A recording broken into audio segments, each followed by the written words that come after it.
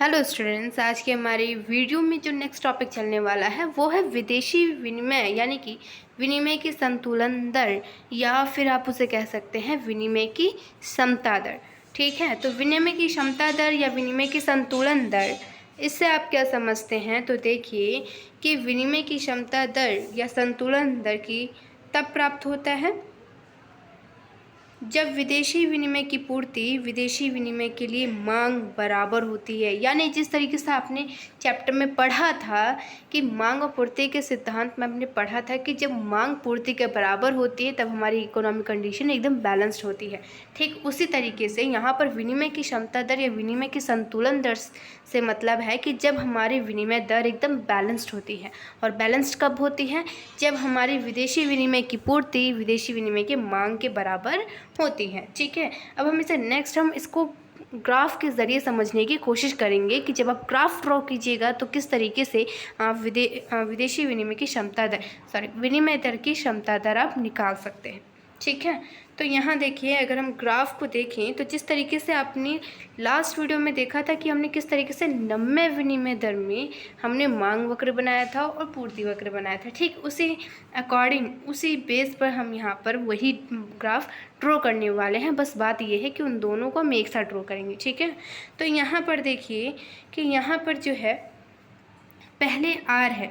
ठीक है, तो आर पर देखिए जब डिमांड यहाँ पर है, अगर हम पहले मांग वक्र की बात करें तो मांग वक्र क्या है? जब हमारी क्या थी विनिमय दर, यानी कि विनिमय दर जब हमने देखा था कि हमें एक US डॉलर के लिए 50 रुपये देना पड़ रहा था।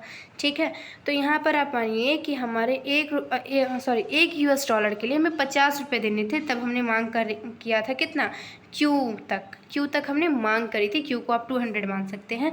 ठीक है, लेकिन जिस तरीके से क्या हुआ कि जब हमारे एक US डॉलर के लिए हमें 70 रुपये देना पड़ा था, तब हमने मांग कम कर दिया था M। तो इस तरीके से आपकी ये वाली रेखा जो है ड्रॉ हो जाती है, यानी मांग वक्र वाली।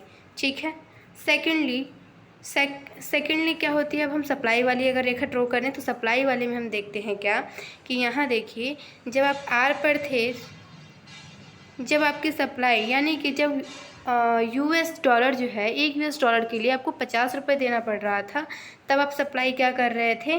सिर्फ और सिर्फ कितना कर रहे थे? आप कर रहे थे Q तक सप्लाई। ठीक है, लेकिन जिस तरीके से आपका विनिमय दर बढ़ा, आपका 50 से 70 हो गया, उस तरीके से सप्लाई क्या कर दिया गया?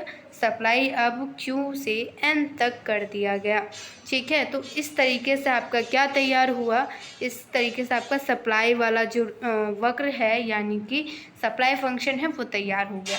तो जब ध्यान रखिएगा, जब ये दोनों रेखाएं एक दूसरे को जिस पॉइंट पर कट करती हैं, वो पॉइंट ही आपका बनता है क्या? विनिमय की क्षमता दर, यानी कि संतुलन दर, जहाँ पर ये दोनों इक्वल होते हैं। ठीक है, तो यही था आपका क्या आपकी विनिमय की क्षमता दर या संतुलन दर। होप कि आपको समझ आई होगी। Thank you.